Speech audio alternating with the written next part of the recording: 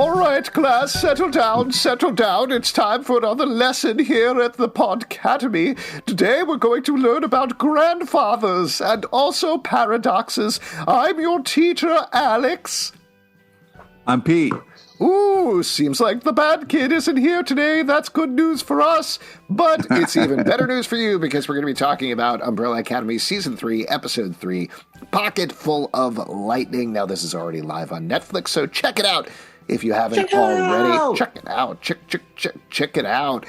This is picking up with Luther being let go from the Sparrow Academy and also his sexcapades with Sloane, which you get super into this episode. Take it easy with that. Okay. Just take it easy. But the big thing that we find out here is, as we do, and it took the Umbrellas a long time to figure out, they are dealing with a grandfather paradox because all their mothers were killed before they were born. Over the course of the episode, the Umbrella and the Sparrow Academy spar quite a bit, leading to a confrontation and the revelation that Lester Pocket is not actually a Hot Pocket at all, but in fact Harlan, the kid from last season, and also leads to the death of at least two, or seeming death of at least two members of the Sparrow Academy. So that's the broad overview.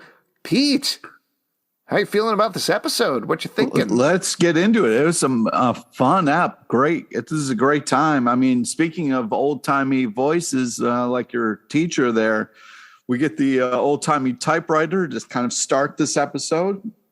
And we get a nice little lesson. We get to learn about the paradox protocols. And I think this was a fun kind of cool way for Umbrella Academy to tackle this artistically. It's nice to see a little comic book roots here with some animation and some fun stuff. I also love the line, like, another sad tale about soup. Just hysterical. Don't be an Elmer. I mean, this is just fun stuff. I agree. The show really excels with these fake instructional videos made for the commission. We find out by the end here, or at least we see by the end here, that it looks like the commission is in a really bad way. Once Lila and Five get there, everything seems kind of wrecked. But despite the fact that I think, like, they overdid the whole commission thing a little bit by the end of the second season, it's good to see it back in some way here. And like you said, this whole instructional video at the beginning was a lot of fun. And if you didn't know what a grandfather paradox is, now you do. Now you know. And knowing is half the battle. Exactly. Pete, if you had the opportunity to travel back in time and kill your own grandpa, would you do that? No, definitely not. I mean, you could slap him around a little bit. I think people overlook that a little bit. You know what I mean? You can still do what you need to do. You just don't have to kill anybody. You know what I mean? Yeah. Slap your own grandpa paradox. You just slap around a little bit. You know what I mean? I mean, that could change things for the better. You could come back and be like, well, I was slapped around by you. Now I realize. Exactly. Grandpa might be old, but he can always change, especially if you threaten his life. But I just think it's a fun kind of way to start. Luther starting a new relationship, just kind of having the day of days, just kind of skipping through life. It's adorable to see a man that big having that much fun. This was overall a great Luther episode. We talk about how much of a doof he is, but like you're saying, this dance on the way home, him going to the news vendor and being like, hey, can I get those condoms? Because I have sex now. Very funny. His whole thing. Oh, were you going to say making the mixtape? Yeah, the mixtape thing was amazing. And then that's going in there line was so great. But yeah, just the fact where, another wave happens from the hot pocket of death. And the fact that, like, the guy's gone. I'll just grab these, grab a couple more. Fun Luther stuff. Well, also, I think that extends to, there were another couple of moments with Luther that I thought were great. We talked about the whole Viktor coming out thing that happened in the last episode. Yeah. I love the Diego. The appendix here. We're like, oh, right, Luther doesn't actually know about this. And Diego calling out Luther and being like, hey, Luther wants Victor. What? Yeah, Vanya's Victor, and then him getting confused, and then later on, Diego telling Victor, hey, Luther wants to throw you a party because big dumb party because he wants to tell you that you're loved. Do you feel loved? And Victor's like, oh yeah. And Luther's like, okay.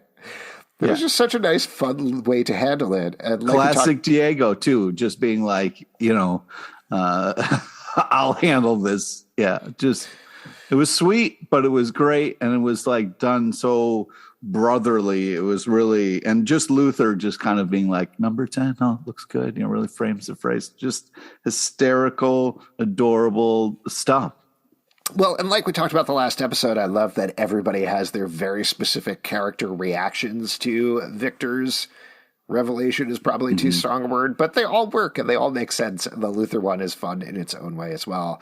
The last little fun Luther thing that I wanted to mention is just towards the end. Is it Sloan is mouthing run to him? And he's like, bun? Bun? So dumb. Run. So dumb, but so much fun. So yeah, great Luther episode. Very fun there. We did mention Diego though. What's up, Pete? I would go. Yeah, let's go with Diego. That's fine. I think there's a lot of stuff to talk about that's going on here with Diego as he's dealing with both Lila and Stanley as well. How are you feeling about this? Being a father. How do you feel about this overall storyline? I love how Diego thinks he's killing it. You know what I mean? He's like, man, I am just murdering this father thing. It's so easy. I've got this on lock. And he is horrible, absolutely horrible. Even his son was like, stop trying to get rid of me. Just so funny. And then his line where he was like, $8? He was like, that's it's like 3 days of work for a kid your age or something. Like, oh my God. It's just such a funny thing because like, when you're, younger and a kid, $8, that's a lot of candy bars. You know what I mean? Like that's some good living right there. I mean, yeah, you can get a lot of stuff at a Duane Reade or whatever. Especially if it's like half off or something. I mean, you could make a killing there. The interesting thing about the storyline to me, specifically giving it to Diego, and obviously it makes like plot sense to give it to Diego, is he's not treating Stanley the way that Reginald Hargreeves treated them, which is probably for the better. He's not specifically overcompensating in another direction, and his storyline has always been very closely tied to Mom and the way that Mom raised him.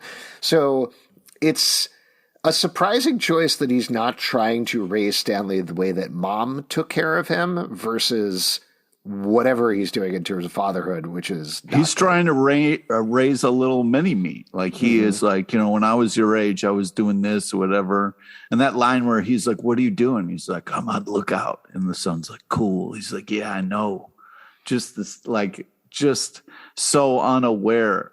They both are. And it's adorable at times, but it's also, I'm like, this poor kid has got no shot. Stanley is completely incapable of doing anything to the point that he brings out a Molotov cocktail and then drops it accidentally. Yeah, lit. It's got a lit, and he's running down the hallway screaming something crazy. It's also surprising. I imagine you don't watch Euphoria, right, Pete? I don't, no. Okay, so the actor plays a character named Ashtray on Euphoria, which is an essentially silent, murderous, like 10-year-old. He's heavily tatted up. He's incredibly capable. So seeing him play this entire, like I expected he would come in and be a mini Diego based on the Euphoria character.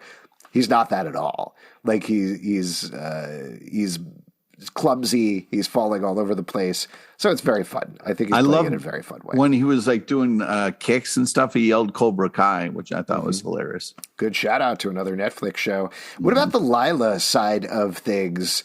Lila and Diego still seem to have a connection there, even though she's denying it. Also, I love the fact of once Five finds out that Lila is in the hotel, that was hysterical. And their whole fight talk thing was great. And the fact that she was like, she's got shampoo or something in her eyes. She's like, I hate fighting you. Just really funny stuff. I love this relationship. And the fact that they're like, Five has this line like, worse, we have to team up, like, oh, just fun. Well, jumping over to the Five Lila thing, like you're talking about, the fight scene was great. The fact that they just immediately jumped into that, almost no discussion, because that's their relationship. And that's where they left off. Yeah, and the show does a good job of continually reminding us that this has all happened over a couple of weeks tops, you know, with some time traveling thing where they were trapped in 1963 for a while. It's still been like, they just hopped back to, I think it's 2019 at this point. So there's been maybe 2 days since they jumped back in time. They were dealing with another apocalypse before that. Five references that. But of the storyline, I think the way Lila and Five are relating is really fun. And the fact that they ultimately hit on the way that we can get to the commission is by harnessing our hate for each other. And that's how we're going to team up. Is just a smart, fun decision as well. And the fact that Lila is like talking shit while they're doing it too. The effects of that when they were kind of like holding the briefcase and that kind of like cool blue thing emerged. I was really impressed with that. Sometimes when you see a TV show and the effects are a little kind of like weird looking, you don't buy it. But man, I felt like they really killed that, and it was a ton of fun to watch. Why don't we talk about Allison? Because she's continually going through it this episode, maybe a little less, but she's certainly got to the point where she's lying to the Sparrows about having Marcus. She's sparring with everybody. She seems standoffish. How are you feeling about the direction of her character this season? Well, I do love the fact that we got Allison and Viktor talking and hanging out together. And Diego had a fun moment where he was like, "Oh, that's never good for us." And then Luther joins because he doesn't know what else to do. It's hysterical. But I do love Allison and Viktor back together again, being friendly, helping each other out. And also Luther, thanks Viktor for taking care of Allison. And I love the Luther effect on this family. Like, he is kind of doofy or out of it, but he's also so sweet and earnest. It's such it kind of it cuts through all the kind of craziness and action in such a cool way. I really appreciate what they're doing there.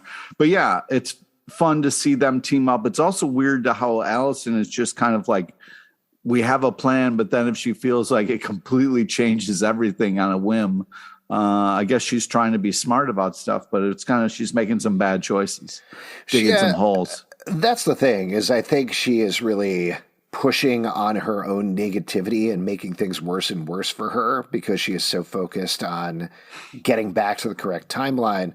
As usual for the show, everybody has information that the other people don't have. So like, we know all the information, and it's frustrating to watch that nobody has Marcus, nobody has the suitcase. None of this is going to work out at all. And ultimately, if they all talk to each other for 5 minutes, they could work this out. But instead, we end up in a situation where Allison really throws it with the Sparrow Academy that leads to the confrontation at the end of the episode. Not to jump ahead to that, but I am surprised that we are disposing of so many of the Sparrows so quickly. Yeah. Like, that seemed like that would be the major conflict this season. And instead, by the end of the episode, it certainly looks like Jamie and Alphonse are dead. Marcus has disappeared into the Hot Pocket. Mom is God. Reginald is stifled. When you have a lava god, people are going to go down. And, we're slowly kind of seeing it outside of the hotels. So, yeah, eventually, everybody's going to have to. Well, but at this point, we have Ben and Faye, I think her name is, are the only two that are left from the Sparrow. Oh, and Sloane. Sloane's still around as well.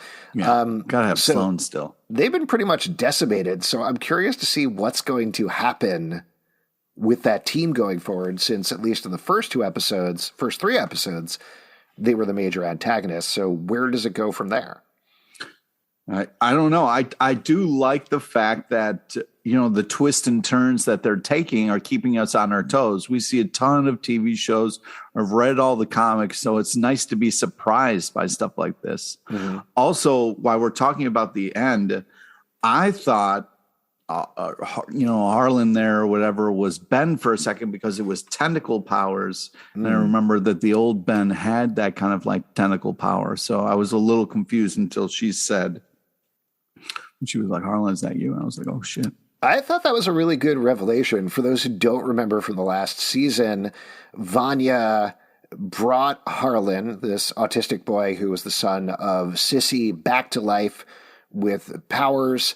He got a little bit of Vanya's powers from that interaction. It seemed like they had gotten rid of them, except as we, the audience, saw towards the end, he still had some sort of powers. And clearly he is exhibiting, in this present timeline, powers very similar to Viktor's.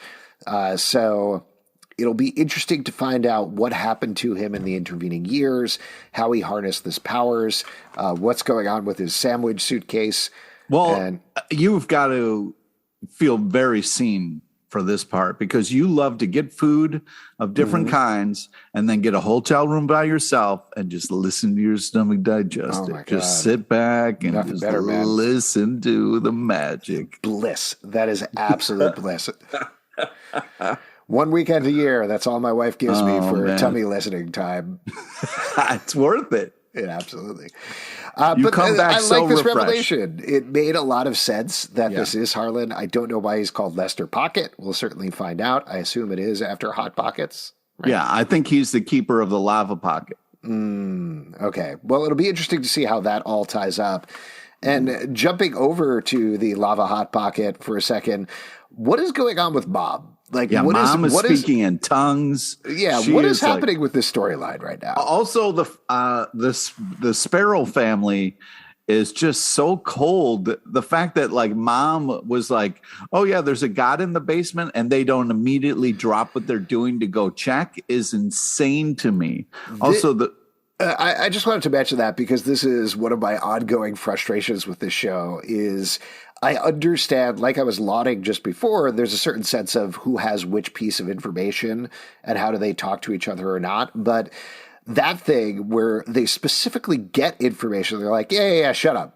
I don't want to know. That drives me up the wall because I understand that Ben's motivation is like, I want to be number one, and that's all he's doing at this moment.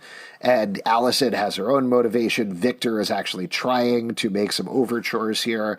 The fact that like they're just not listening to each other is frustrating, and I think not necessarily in a good way, like not necessarily in a like, ooh, what are these characters doing? What's going on with them way? So much as like, I need them to listen to each other a little bit more, you know? Well, I hear you. But it's also kind of hysterical that the answer is like right there and they're just like, shut up, like, I think that a lot of times, in life, people are kind of like, unaware of the right choices, and the fact that it's all right there is kind of a fun thing to play with. But I mean, I'm disappointed to hear you say that you're frustrated at the show because we've got Klaus the Magic Man in this episode just being Klaus to the max. His whole snorkel outfit and scenes, like just I could watch a whole Klaus show, just Klaus being Klaus. And the fact that he's operating just kind of in the background and doing such fun, silly things. And the stuff with his, quote unquote father, it's nice. You talk about people not listening to each other. The fact that those two got to kind of sit down and enjoy each other's company was such a touching, powerful moment. That was very fun. I love them watching TJ Hooker, a callback to the previous episode. Yep. Also, I think my favorite line of the episode was Reginald saying, "Would you like some ice cream? Will that shut you up?" That made me laugh. And just his whole metaphor about Baskin Robbins and being like, "Hey, do you know what a Baskin Robbins is?" And Reginald saying, "No." And he'd be like, "Well, you know how they're sometimes connected to Dunkin' Donuts." So it was very funny just in terms of pushing forward. And I do really like this. I do like... We have a lot of questions about what's going on with Reginald and what's happening with him at the moment. So those still need to come. But it certainly seems at this point, like at some point they started just pilling him up, giving him pills, making him sign stuff, and he lost all of his power. So yeah, and that's the thing. The perfect person to talk to about pills is Klaus, and he knows about pill hiding. So that was a fun moment. But yeah, speaking of donuts, we find out that Stanley is allergic to donuts, and that's just horrible. That's just a heartbreaking thing. Do you think that's a tie back to the first season in the donut? I do. There was a couple shout outs to donuts, and I appreciate every one of them. Yeah. I don't want to jump by, though. There seems to be a pretty pointed moment in the middle here with the Reginald Klaus storyline where Reginald falls asleep and mutters oblivion. We've had some questions about why the hotel is Hotel Obsidian instead of Hotel Oblivion. That seems to be pointing towards that. But what do you think's going on here? What is your theory at this point, Pete? Well, I mean, people fall asleep in different ways, And just before I fall asleep, I like to yell oblivion. It's a relaxing word, It just, it kind of really just falls out of your mouth as you go to sleep. So, I'm not going to judge other people's methods. But it's a weird thing for Klaus to witness, and hopefully I like it when Klaus has the information and gets to save the day. So that's what I'm rooting for. Yeah. Well, there you go. I guess we'll see what happens with that. Any other moments from the episode you wanted to call out in particular, Pete? Yes, Diego meticulously planting molotov cocktails all over the hotel. It was just absolutely magic. Just it made me so happy. Dude, like his plan, like he's like, we have to defend this. I'm going to hide these for where I need them. Was just absolutely hysterical. I neglected to mention, I think Christopher the Cube is still alive at this point as well. So that's another. But he got his ass handed to him. He did, definitely. Yeah. But we'll see what happens with that. I'm very curious to see what's going to happen with this whole Sparrow versus Umbrella thing, because it seems like even 3 episodes in, we're kind of pivoting away from that. Also very interested to follow Reginald and Klaus going forward. And I continue to think the Luther-Sloan relationship is very cute. So I hope we keep going with that as well. And also, like, they do a great job of music in this show, and the whole dancing on the ceiling and mixtape stuff was just so much fun. And I really hope we get more stuff like that and get to, hear more of the mixtape, because that's some good stuff he's putting in there. Absolutely. Before we wrap up here, though, who gets top marks this episode? Pete, who gets top marks? This is tough. This is real tough. You're probably going to go with Klaus, so I'll go with Ileana. Ileana? Or Lila. Sorry. Lila. Wait, what was that? Were you talking about Ileana from X-Men, from New Mutants? No, I meant Lila. Okay. I loved her fight sequence, and I loved her.